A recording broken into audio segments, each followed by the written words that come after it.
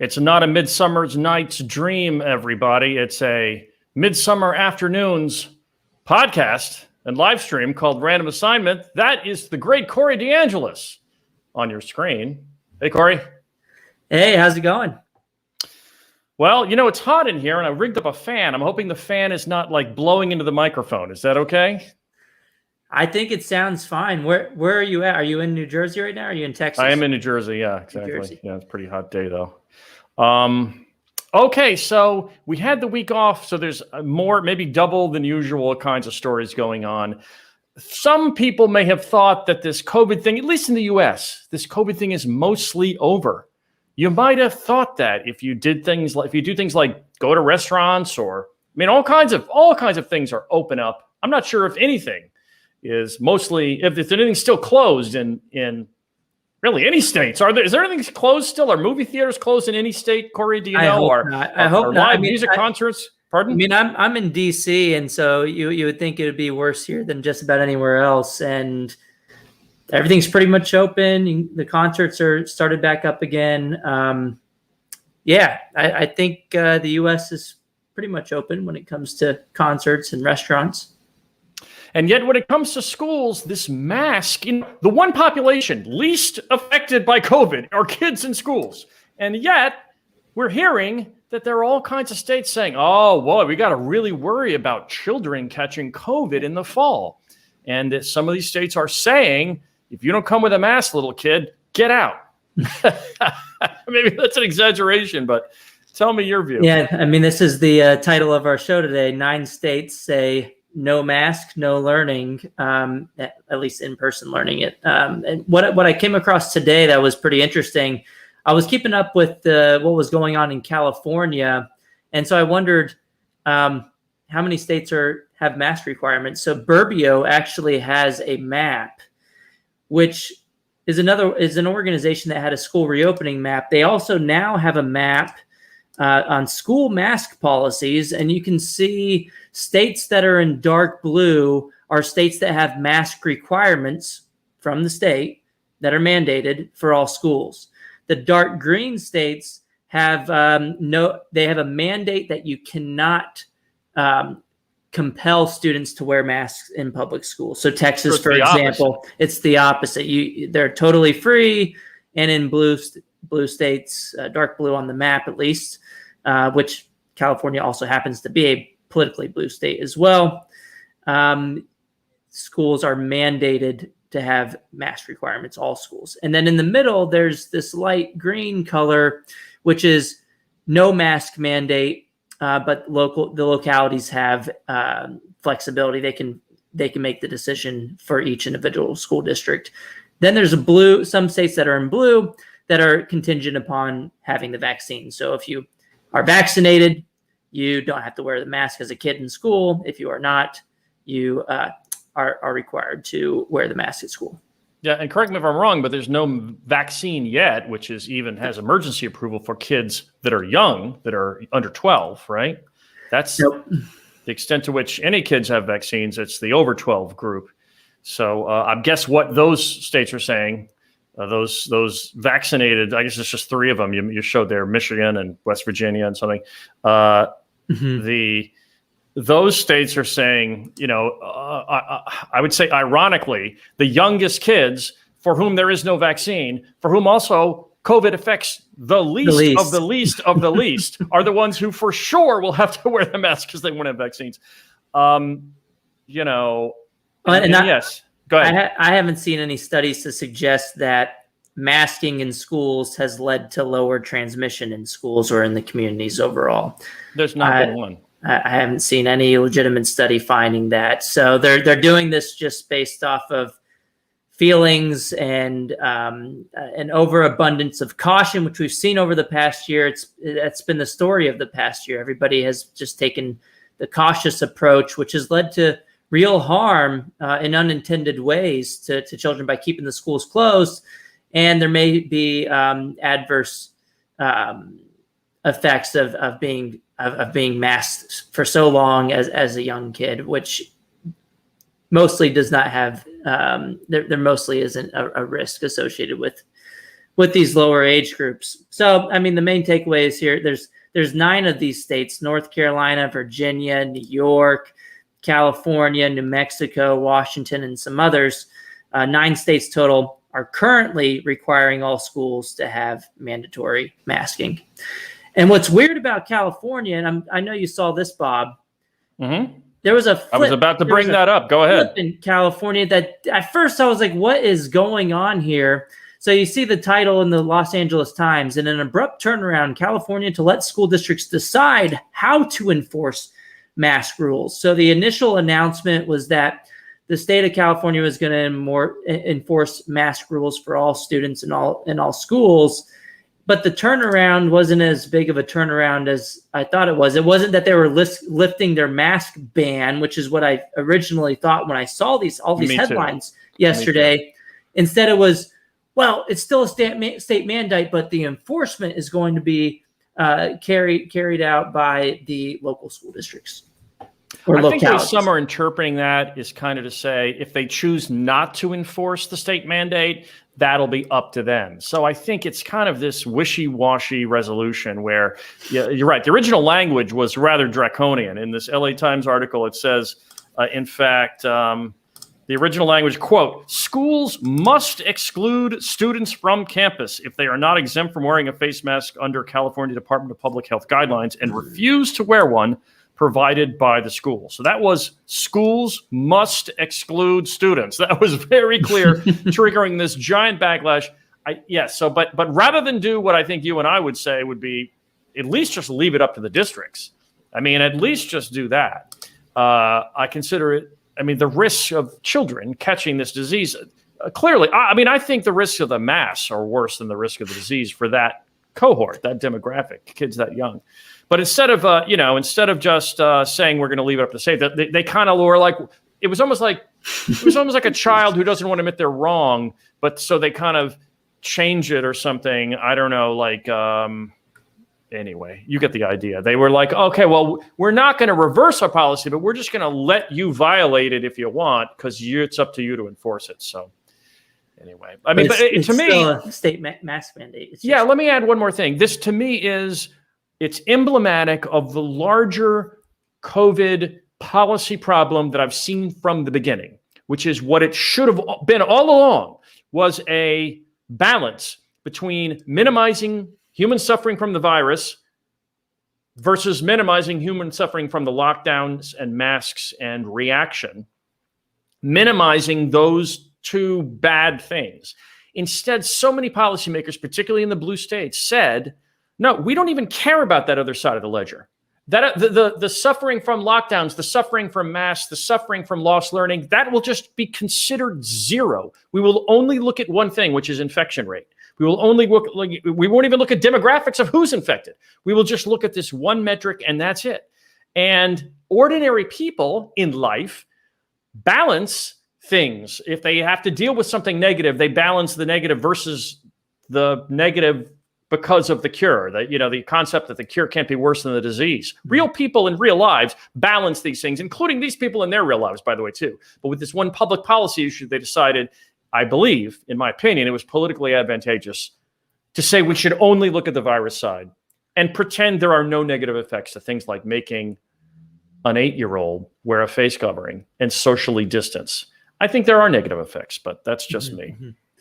Yeah, I mean, we can't ignore the negative effects of the government policies that restrict personal freedom. I think families are more likely to make the decisions themselves that work best for their families. And look, the teachers all have access to the vaccines in the schools, and most of the children over the age of 12 have access as well, and families can make the choice based on their own family situations. What do you think about, so the NEA had their annual meeting, and I think we already talked about this on a recent podcast, unless it's been that long.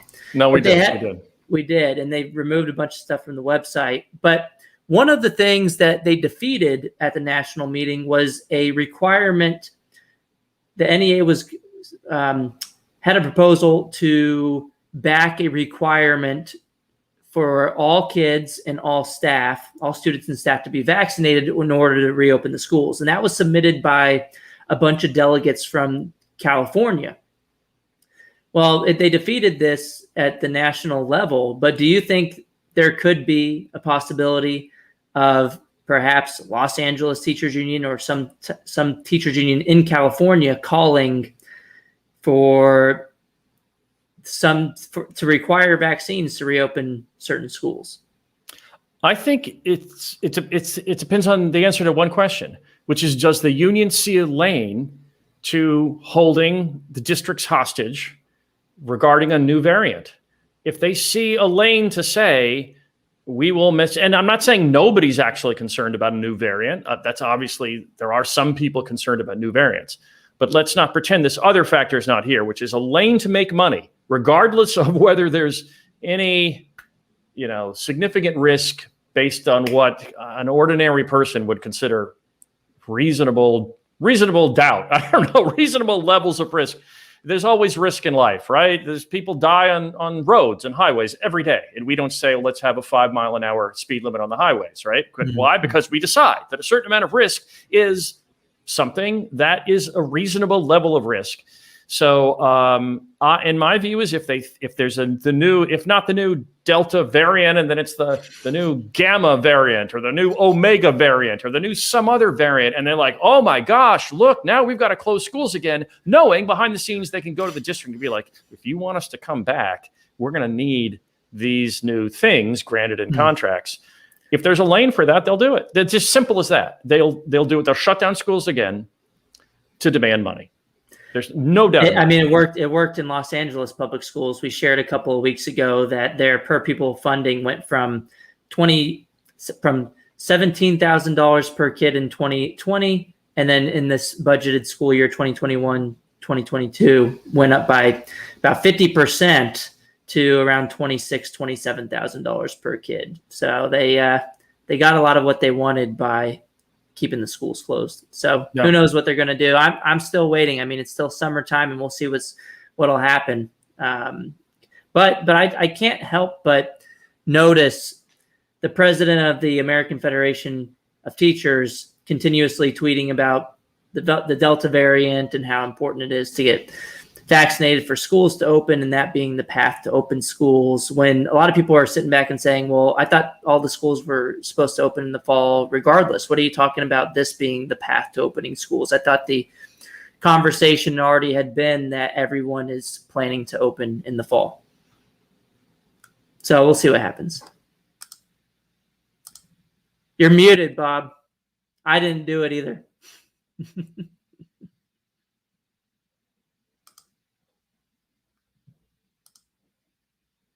Still muted. And I would unmute you because I'd like to hear from you, Bob, but it's telling me you can't unmute the guest.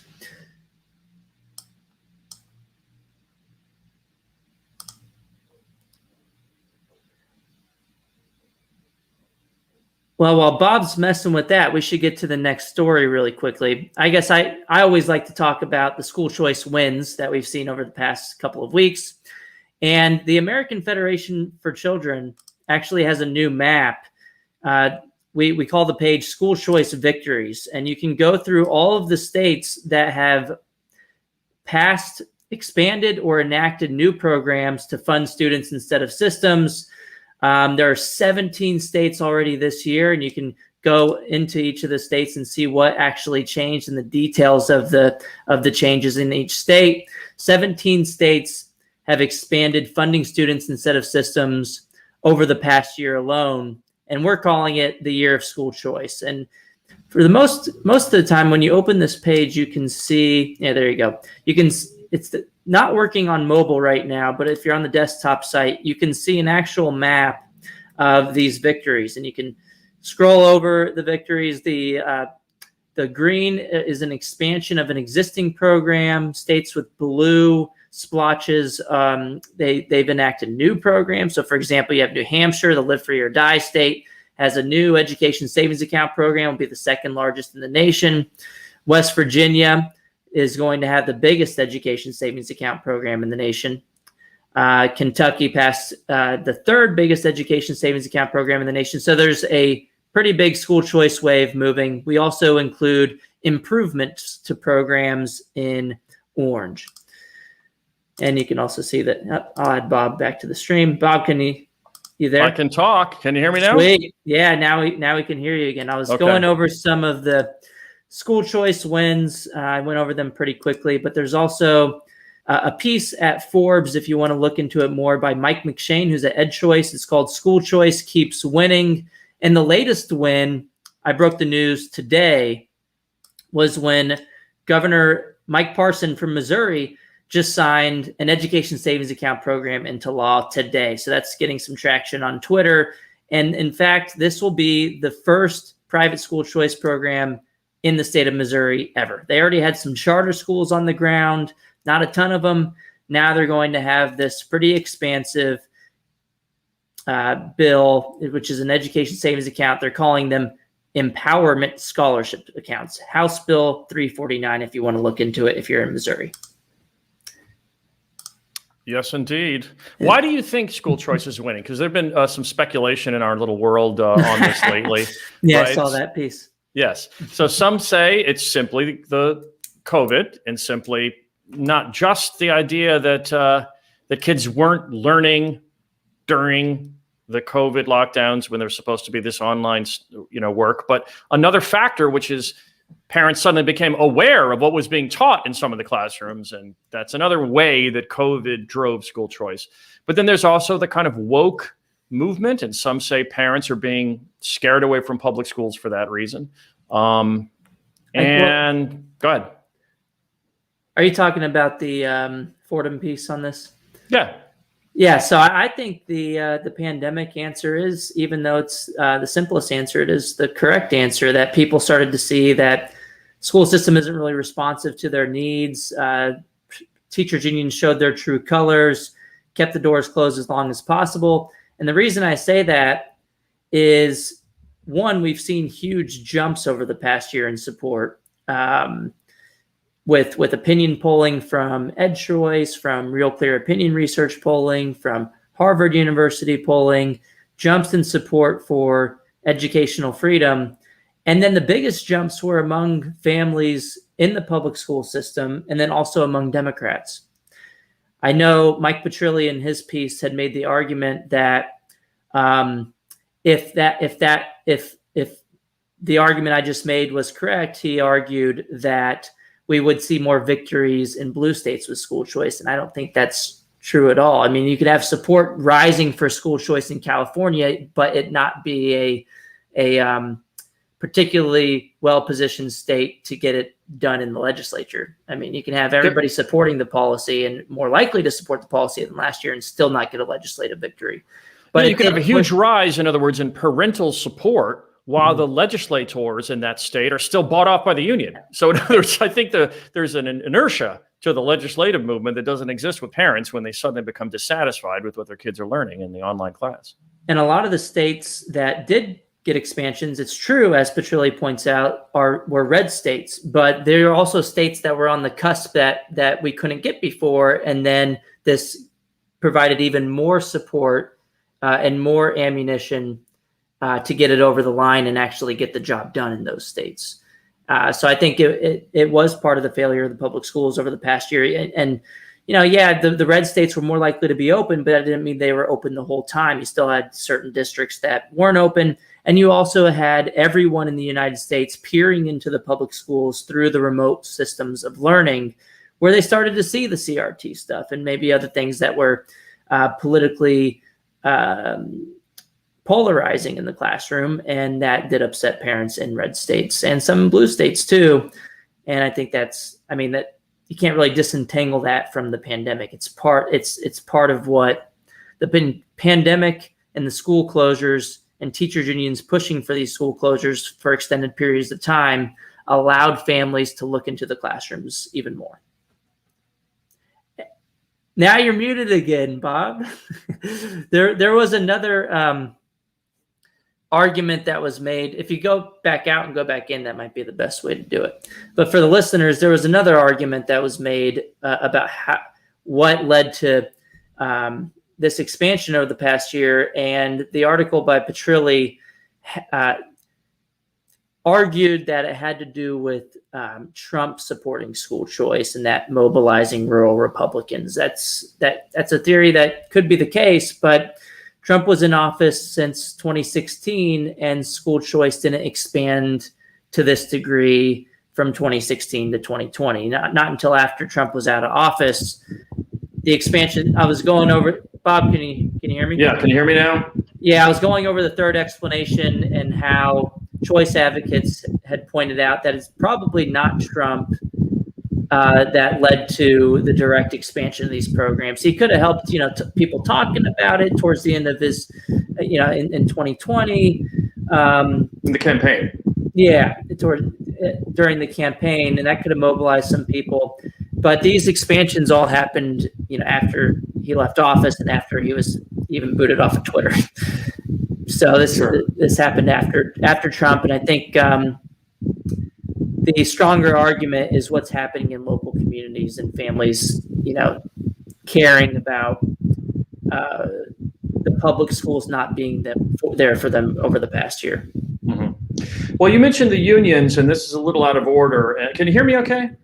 I can hear you okay, but there is a little bit of, the blowing noise. Oh, right. You got the AC running. All right, let me fix this for 1 second here. All right, this should be a little better. So it's a little out of order, but if you could pull up the Real Clear story on unions' focus on wokeness and wokeness rankling the rank and file. I found this interesting because that's the story. And what it's about is it talks about a particular teacher who is suing the Los Angeles, suing to leave UTLA and demanding a refund of union dues collected since the resignation request. Now, you wonder why they need to sue for that. Since the Janus decision, they ought to be able to, not have to sue to get. But at any rate, they talk about this one teacher, Glenn Laird, and what I thought was interesting was the fact that this person says, quote, "I would much prefer a union focused completely on wages, hours, and working conditions. When the union goes into political activist mode, I think it dilutes the practice of what the union is supposed to be doing." And so, but yet it says these kinds of pushbacks are not affecting, the actual unions. They talk about a week before the teachers union president called for defunding the police, and there was no problem, doing that, as we've talked about the Los Angeles Teachers Union doing, and that in fact the rhetoric. This is the most interesting paragraph I found just under the photo a little. It says Trumka's departure from traditional union rhetoric reflects both labor's relative weakness and the recognition that its failure will depend less on conservative lunch pail workers than on progressive professionals in tech and elsewhere for whom values and social justice are key concerns. Describing there just a sudden change in what unionization is about for all of my lifetimes. It was to reach out to the working class, as they describe, lunch pail type workers who wants a better salary and wants a better pension and wants better working conditions and might want some vacation. And there's this shift that's describing to, no, maybe our real future are the progressive high-tech liberals, and we need to appeal to them more than the first group. So why do you think this has changed with the teachers unions? Could it be that they just have such a massive monopoly that they don't really have to be responsive to the members, that members are just sitting there like, well, I don't like what's going on, but I can exit now after Janus, but where else do I go? I think that's kind of the situation that people are in. Yeah, I think they feel like that group is locked in, and also big tech and big tech censorship is insurgent. It's on the rise. It feels like the power is moving in that direction. And maybe they kind of want more of the BLM woke crowd, big tech. They want that momentum applied to the union movement, and they feel like they'll get more power by wooing those types than they are going to lose members who are the lunch pail unionists. It's interesting analysis, I think.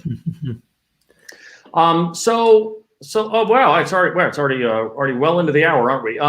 So let's bring up a video. So speaking of kind of wokeness, I wanted to bring up a video from Illinois. This being a teacher who's suing the school district of Skokie and Evanston, and and her lawyer went on TV, actually, the Fox affiliate there, to talk about the lawsuit.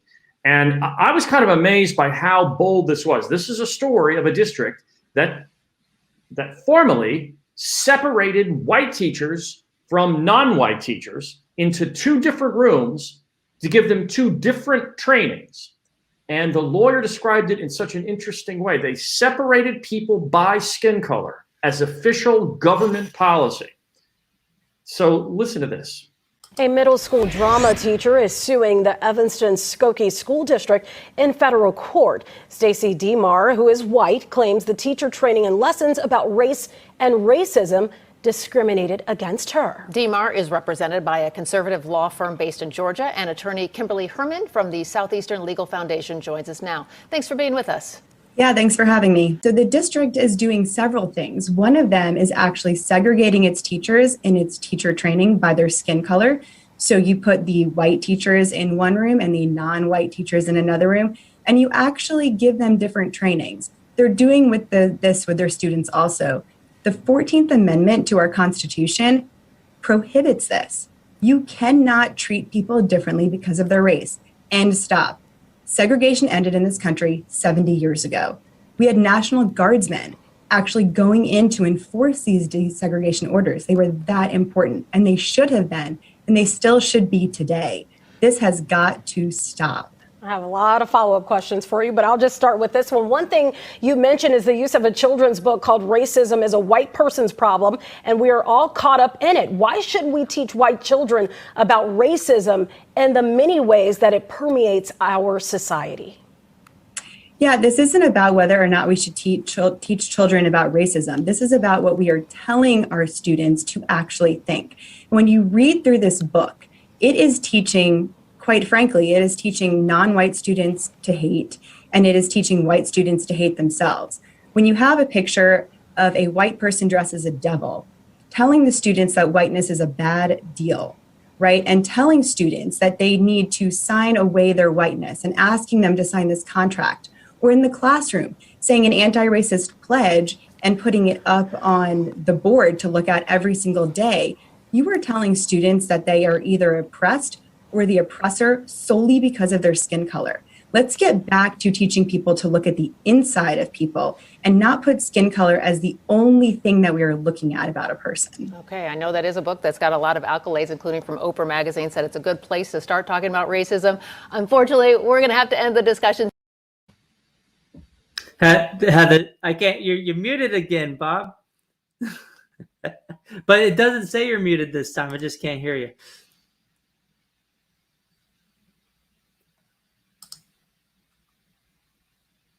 Okay, Now, how about yes, now? Okay, yeah, good. I wanted All to right. point out that at the very end, the interviewer had to swipe in something positive about the book. Oh, I know. No, we got to go. I'm not going to keep talking with you, but it's actually a really great book.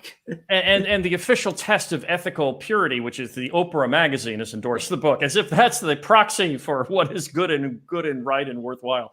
The Oprah Magazine. Oh, well, Oprah Magazine likes it. So, gee, how could you possibly? I mean, please. How do you like that lawyer, though, with the line, you cannot treat people differently because of their race? End, stop. Mm-hmm. Would our friends who are sympathetic to the critical race theory concept dispute that?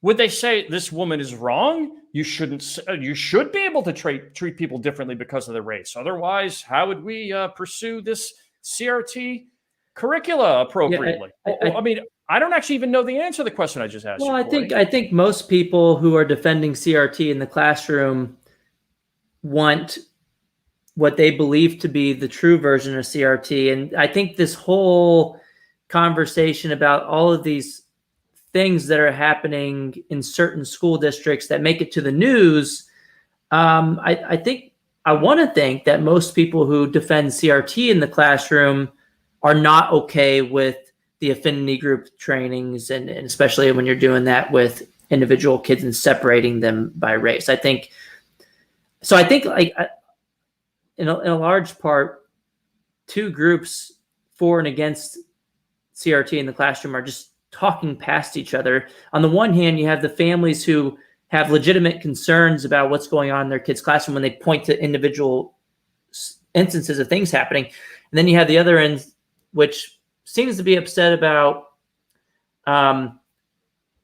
people using the term critical race theory when they don't believe that they want true critical race theory in the classroom, but they don't want what the parents are pointing out happening in the classroom. Right. So I mean, at the end of the day, I think the best solution, and you already know this, Bob, and the listeners already know this, Bob, is don't force people to have a one-size-fits-all curriculum in a one-size-fits-all system. It's never going to work out.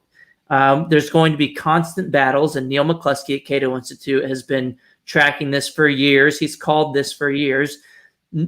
A diverse population of people in a country with hundreds of millions of individuals, we're going to disagree on what our kids should learn in the classroom. And that should be okay. And we should be okay with saying, you know what, if you want to have your child raised in that way in this environment, you should be allowed to do that. But at the same time, you shouldn't be able to force my kids to stay in that environment and to learn those values that I disagree with fundamentally. And I should be able to take my kids' education dollars to a school that aligns with my values.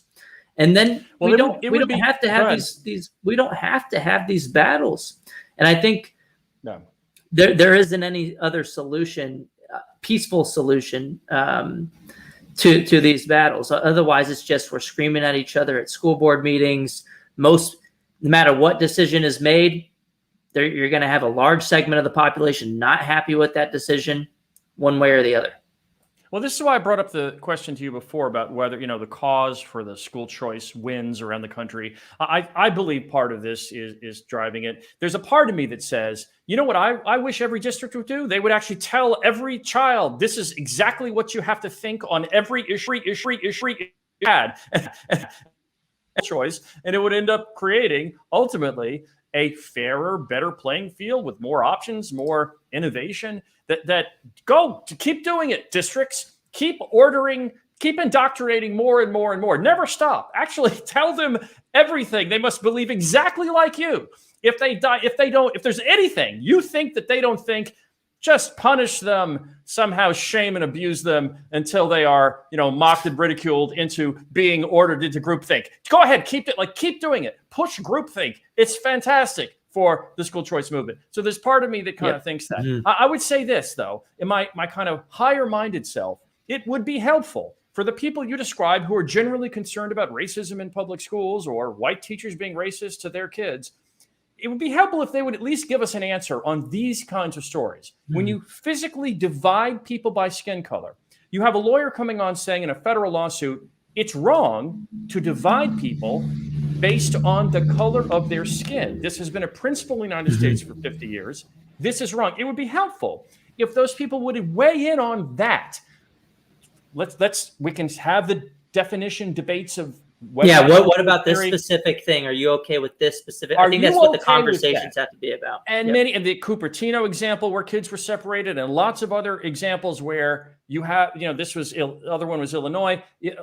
There are, Christopher Rufo has compiled a long list of these things, and people say, well, none of that's critical race theory. Well, then what is it? How about another term then that you think is the right term for what these things are? And it can't just be vague and generic, like, well, we'll just call it, social justice, we'll just call it anti-racism. No, let's talk about this thing of separating people based on skin color, physically separating. It would be helpful if folks on the other side weighed in on that. Can you tell us if is that wrong? Because that would help, I think, foster understanding and have it be less just a debate about you have the definition wrong. That's what it's devolved into. It's just been one side screaming one thing, and you have Randy Weingarten from the American Federation of Teachers tweeting over and over again and saying on the news and in statements that we just want to teach an honest version of history. And the thing is, that's not what parents are upset about in most places, in most states.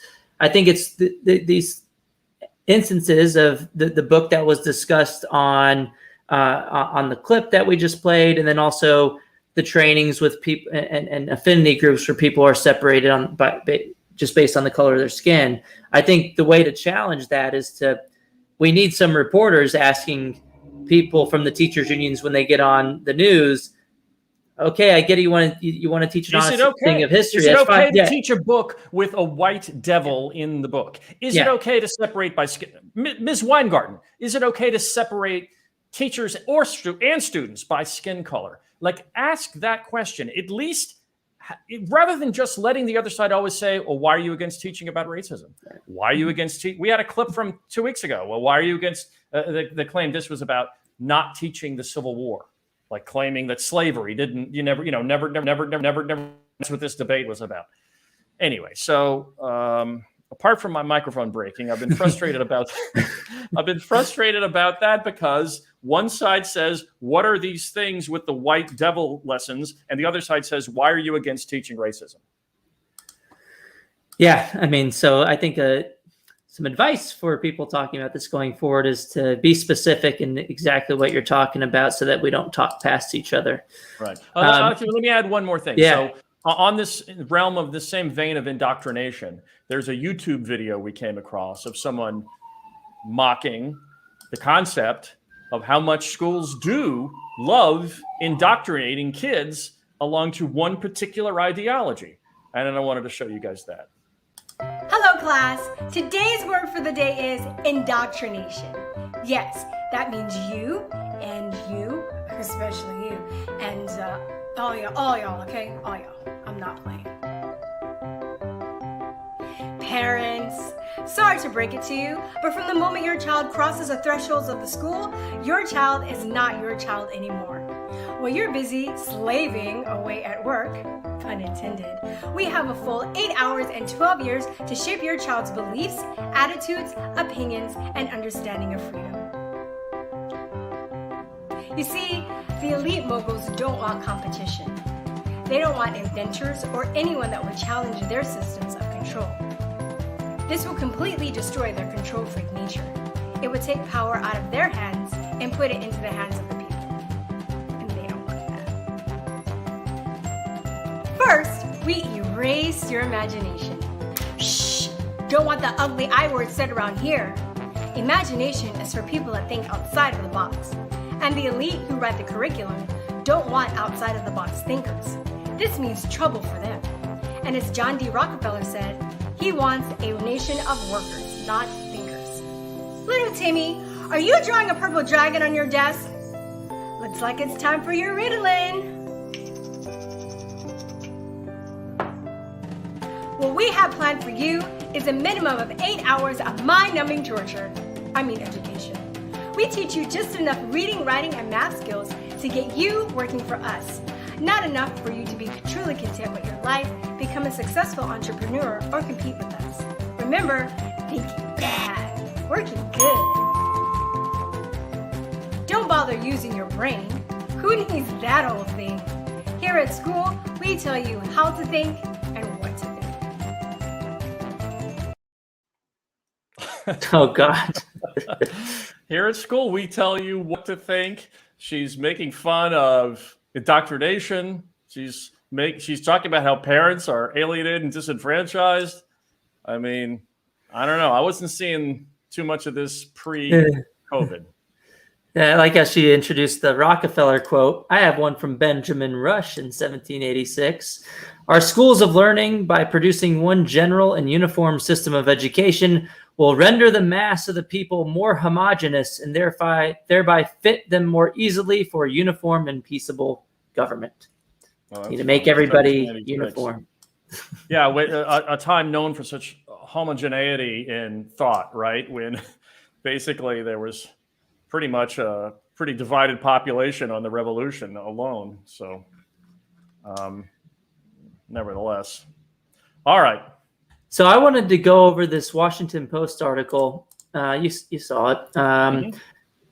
Washington Post editorial board called out Democrats in Congress for trying to get rid of the DC voucher program. It's been around since around 2005. Had bipartisan support when it started. And there seems to be a constant attack whenever there is a Democrat administration in office when it comes to the DC Opportunity Scholarship Program. So the Post pointed out and questioned in their headline, why are unions and Democrats so opposed to giving poor children a choice in schooling? Problem is, they didn't really answer the question in the article. I'm glad that they called it out and pointed out, hey, there's these other programs for higher education that fund students directly, and you're okay with it, but you're not okay with it when it comes to this program that has students that are over 90% of the students using the program are Black or Hispanic, and they come from average household incomes of around $28,000 per year in the District of Columbia. So they called it out, but they didn't provide the answer. And we know what the answer is, right, Bob? Of course, I was about to say this. This is the style of presenting information that I do not agree with. I prefer to punch people in the face when they need to be punched in the face. Just this thing of, gee, I wonder why that, like, oh my goodness, why? What? Please. I mean, at least I'll give them credit for bringing up the issue at all. Thinking emoji. Yeah, right. Yeah, exactly. I give them points for that, but I mean, this has always been a small program too. I think it's capped as well. It's certainly far less spending per student, something like a third of the spending per student, if not less, than what the district schools in DC get to spend. And I think it might be capped also in terms of size. But you're right. Oddly enough, it just seems like, Barack Obama tried to kill it and then ended up capitulating, and, it survived, et cetera. This was, the great Virginia Walden Ford helped create this program, and it was chronicled in a movie called Miss Virginia. This is the program that, they're talking about unions and Democrats trying to kill. Anyway. And it's in this new House resolution from the Democrats. You go to opportunity, it's like 200-page document. You just look up opportunity, and you'll find it because it's the Opportunity Scholarship Program. Mm-hmm. Wrong documents. This one. I have a couple of these open. And you'll see. Trust me, you'll see. It's the Scholarships for Opportunity and Results Act, which is the Opportunity Scholarship Program, and they put in here. They zero it out starting in fiscal year 2022. Yeah, you can see it right here. I mean, you can just kind of scroll in, but $0 requested in the budget, and you can see that the committee says. The committee expects the administration to phase out the Opportunity Scholarship Program in fiscal year 2023. Boom. And that's what the Washington Post was writing about. But we all know why. Unions overwhelmingly donate to Democrats. 99% of the American Federation of Teachers funding went to Democrats in the latest election cycle. And the unions don't like competition, so they don't want kids to be able to access private schools at a third of the cost, even though the public schools in DC get over $30,000 per kid. You still have families, low-income families, doing as much as they can to get out of those schools, to go to private schools, even though they only get a third of their child's education dollars for doing so, about $10,000 per student. Yeah.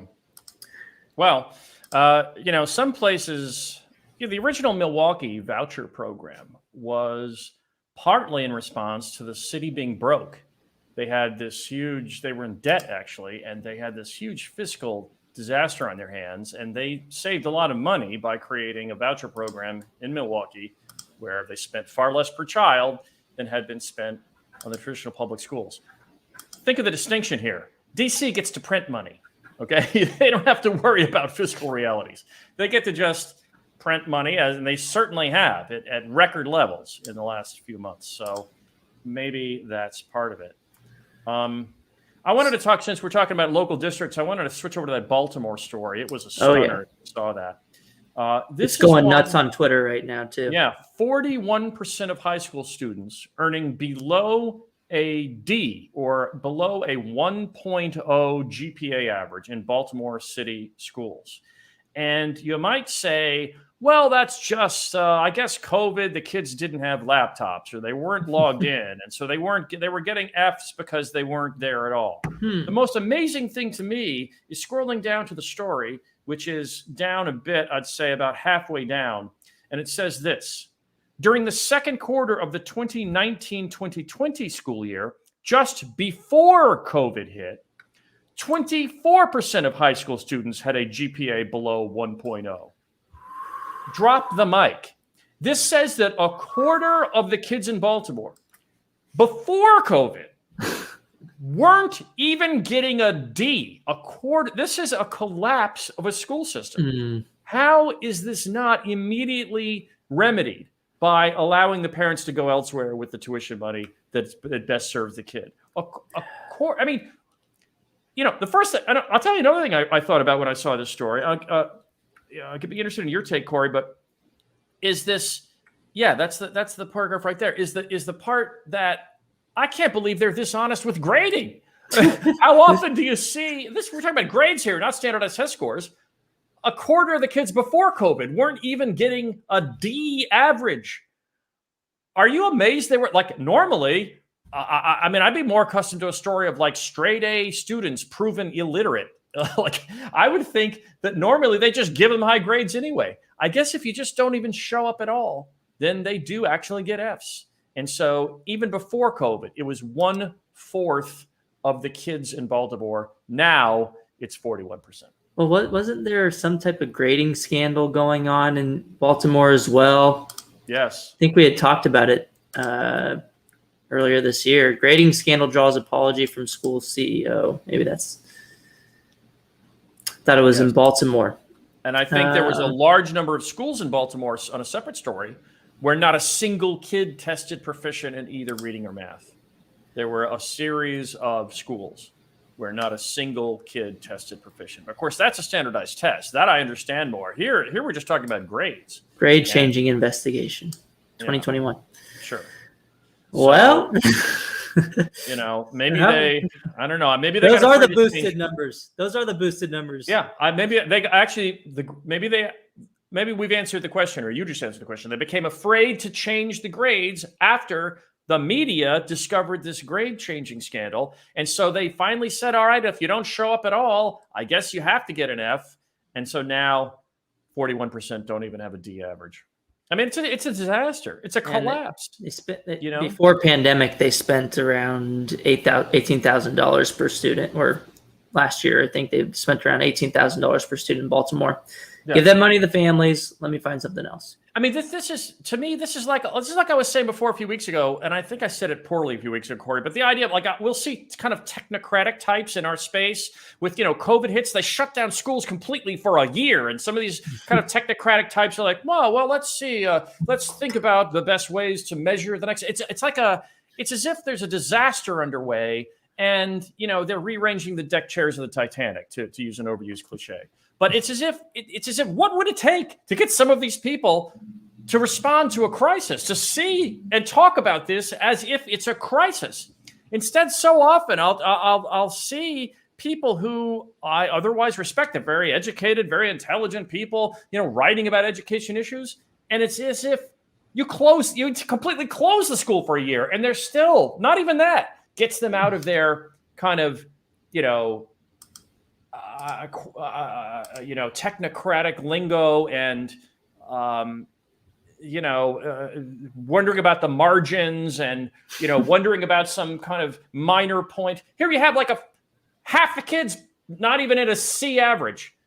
And you wonder if like in Baltimore, they'd say like, okay, well, let's take this apart. Maybe we'll develop a plan over the next 18 months. We'll do the same thing we did before, but we'll call it a slightly different term. And we need more money. We'll have a new textbooks, and yes, why don't we introduce, a few more, I don't know, laptops into this. It's as if they're not aware what's really happening. I don't think I've sent you this yet, Bob, but we just, the Post story had something about getting rid of the OSP within the committee budget Opportunity scholarship bill. Yeah, and there's something else on charter schools in that was presented by House congressional Democrats in another 200-page document. The first one I opened up, that wasn't the right one, but I wanted to go over this too. There's section 314 on page 165 of this proposal for the Department of Health, Department of Labor and Education, whatever it's called now. Section 314, the proposal by the Democrats, which is about, I saw either 20% or 40% higher than the previous budget, says in section 314, quote, "None of the funds made available by this act or any other act may be awarded to a charter school that contracts with a for-profit entity to operate, oversee, or manage the activities of the school." Looks like they're calling to zero out all federal funding of charter schools that contract with for-profit entities for operational purposes. Mm-hmm. It does. Yeah. I don't think that's ever happened before. Maybe it's been proposed before, but we currently allow funding from the feds to go to all types of charter schools. Sure. Huh. So we'll see what happens with it. I mean, they put a lot of other things in there that the Republicans weren't happy with. But look, the Democrats have a majority in the House. So we have the Opportunity Scholarship Program threat from the other bill. And then this one has tucked away on page 165 on 4 lines a little provision to zero out federal funding for-profit charter schools. I don't care if a charter school is for-profit. Right. Kids should get the same amount of money regardless of what type of school they go to, whether that's at home, the traditional school that profits in other ways, by compelling students to attend their schools. Charter school, profit, nonprofit, private school, not profit, or for-profit. Doesn't matter. It's the choice of the family, and the money should follow them to wherever they're going. But this would zero out a substantial portion of funding. I have to admit, I'm always a little amused when I see someone identify a scandal of wasteful spending at a charter school, and they'll say, look at this charter school that wasted money. Look, they wasted it here, and they wasted it there, and they wasted it this other place. And I always think to myself, wow, and the families still chose that school. I wonder how much waste is going on in the residentially assigned school. Yeah, exactly. And or what they define as waste, of course, you can hire a lot of low show people, and that's defined as, not wasting, I guess, but they do nothing for the kids. So along those lines, I wanted to bring up, there's a New Jersey story. Since you mentioned this for-profit thing, did you see the one? School district retirement is smooth sailing for state legislator with a $270,000 boat check and $220,000 pension. Okay, this is the kind of thing. What is this story called? What's the title? So, this is NJ.com. It's called School District Retirement, are the first words of the headline. And I sent you the link on NJ.com. It's about this guy Sacco, Nicholas Sacco, who has received. I mean, he is, in my opinion, he represents the concept of corruption. I guess I don't want to, legally say that he has broken a law. But the fact is so many of these things are legal to do. And, while they, of course, always say that it's the charter and private schools that are profit motivated, right? Mm-hmm. It's the charter and private schools that are greedy. And yet we see that this man is a state senator getting $49,000 a year for that. At the same time, he's also a mayor of a town getting another $40,000 for that. At the same time, he even made $6,800 from just weddings that he did as a part of being mayor, I suppose. And then he's getting this check, which is he gets to cash in 610 retirement days, 601 sick days at his retirement. In other words, over his whole career as a district director of elementary and secondary education, he was making, at the end, by the way, $269,000 for that. But then he got to cash in 601 unused sick days for getting what they call the boat check. Now, this has been made illegal now in New Jersey. You can't do this anymore. But of course, he was grandfathered in. He's been around so long that they said this practice of having multiple jobs you get simultaneous salaries for, and also cashing in hundreds of unused sick days for a career that lasts decades, is no longer legal in the state. But of course, he's grandfathered in. So there he is with his near $300,000 boat check and his pension of $220,000, getting simultaneously paid for years through multiple jobs. And all we're told is that it's the charter and private schools that are rooted in greed. And don't forget to mention Fox News reporting on AFT President Randy Weingarten making over $560,000 per year. Sure. Why not donate that to the poor, Ms. Weingarten? Why don't you donate half of your salary? Our work is too important. You know, Bob, we should pay her $1 million for all the great work she's done over the past year to advance school choice. $560 isn't enough. She's been making our case for us. We should pay her ours. Yeah. But it was an inadvertent endorsement of school choice, so maybe she doesn't deserve $1 million. Yeah, it's less than $1 million. So let me hit one other too, since we mentioned New Jersey, which is the one from chalkbeat.org, the Newark Chalkbeat story, because this was a stunner to me. Newark schools face threat of lower enrollment. Boy, they gave a mild headline to that story, far more mild than it needed to be. That's it. That's the story. Scroll down to below the photo there. You'll see in total, roughly 7,800 students submitted applications this winter, down from the 11,800 the previous year. It went down 34%. A third of the kids in the state's largest school district have not indicated they feel like coming back. I mean, now they'll say, oh, look, the spokesperson attributed the decline to many disruptions families faced during the pandemic, which might have distracted them from applying to schools. Okay, they have this one application process in Newark where most of the charter schools and the district schools are on like this one form, and you can put like a rank. This high school is my number one choice. This is my number two choice, that kind of thing. So a third of the kids, though, compared to 1 year ago, just we didn't even turn it in. They just didn't even turn it in. And wouldn't you expect the applications to trend upward since they already lost students the previous year? So like if people were coming back, you would expect these applications to go up, right? I mean, if they were coming back. I don't know. To just 34% is a stunning number. And to write this off as like, oh, they're a little distracted, I'm sure that, okay, so maybe instead of a 34% drop, it's going to be what, 28% drop because of the families that were just distracted? I mean, it's an enormous number. And this is the kind of headline to me. If I were writing this headline as the editor of Chalkbeat, I would have probably like been restraining myself not to swear, like holy S. I would have put the 34% in there. At least at a minimum. I mean, does that suggest that there could be around a 30% reduction in enrollment period? Is that like a leading indicator of enrollment? Yes. Yeah. So, yes. I mean, nationwide, we've only seen drops on average of about 3%, 3 to 4%. This is huge. This is a $1 billion a year school district. So anyway, I was kind of shocked by that one. Yep. All right. Same. You got anything else? We got to highlight the two inadvertent endorsements of school choice by two people who are not school choice advocates. First, you have the president himself, Joe Biden.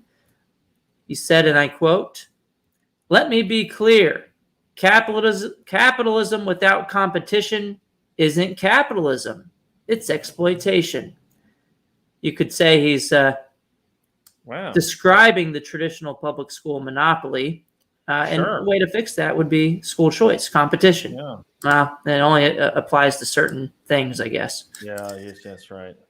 So that was fun. And then Randy Weingarten, there was a lot of articles about this blooper because this had, let's see, how many replies? Over 1,000 replies.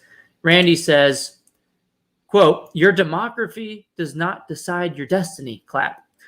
"Your zip code shouldn't determine whether you or not you have resources and a quality education." So you can just look at all of the responses. People were having a heyday, especially me, pointing out, well, we're glad you support school choice now.